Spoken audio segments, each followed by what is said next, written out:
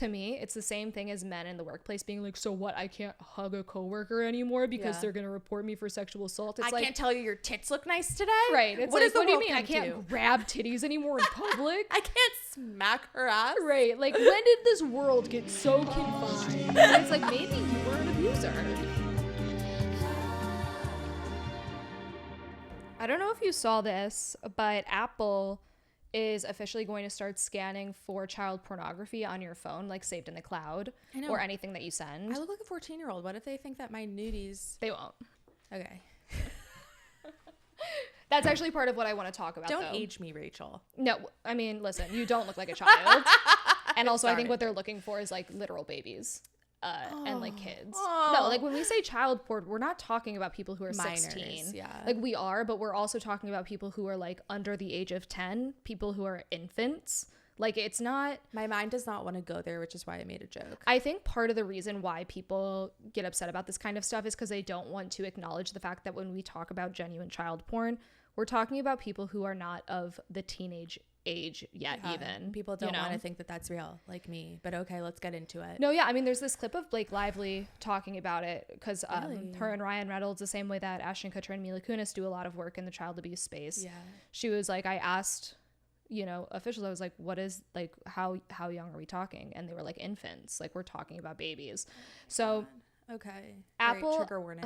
Yeah, trigger warning. So Apple unveiled plans to scan US iPhones for images that contain child sexual abuse. The tool they designed to detect known images of child sexual abuse is called Neural Match. And what it does is it scans images before they're uploaded to the cloud. And if it finds a match, it will automatically review the image, or it will send it to a human to review it. And if it is confirmed that that is child pornography, they will lock your account, they'll disable it, and they will notify the National Center for Missing and Exploited Children. And try to make like a match with the child.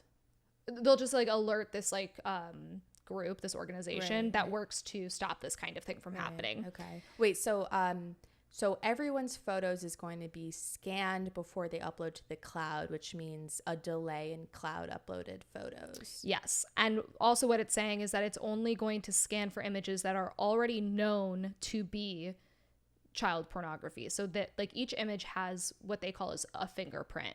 Okay. It has like an encrypted set of numbers and letters that says like this is something that we know. Science.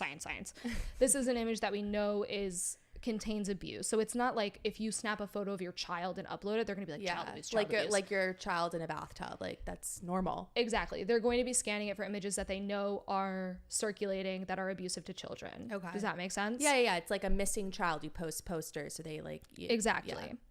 Yeah. And they literally say like if you're a parent and you're just taking photos of your kid, like you don't have to be worried. Mm-hmm. That's not what it's looking for. It's looking for the images that already exist, that we already know is child pornography, and that we already have flagged internally, and now we're just looking to see where is it being distributed. Right. Exactly. So they're doing all of this, and the president and CEO of the National Center for Missing and Exploited Children, John Clark, said in a statement that this expanded protection for children is a total game changer. With so many people using Apple products, these new safety measures have life-saving potential for children, which is fantastic. Okay, but are pedophiles going to now use Android phones? Probably. I mean, yeah, I'm sure that people will look to find a way around it. Now, separately, Apple's also doing something else. It said that its messaging app will now use on-device machine learning to identify and blur sexually explicit photos on children's phones. And if you sign up for it, if you enroll in a program, it will also warn your parents or the parents of younger children via text message to say that they are sharing explicit imagery. Wow. So this software will intervene when users try and search for topics related to child sexual abuse, or if they're being sent sexually explicit images.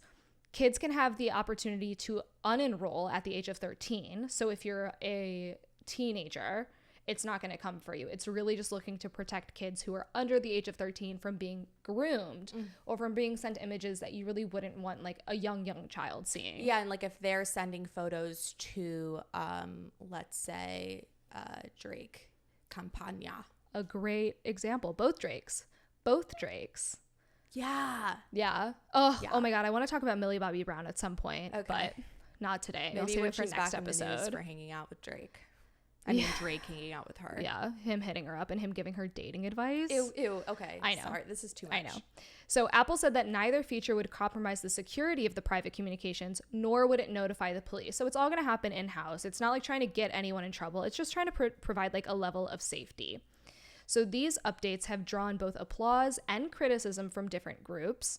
But the computer scientist who invented the software photo DNA, which is the technology that they're using to scan these images, says that overall the potential of stopping abuse far outweighs the concerns of people who like honestly aren't going to be targeted. Good. He said, is it possible? Of course. But is it something that I'm concerned about? No.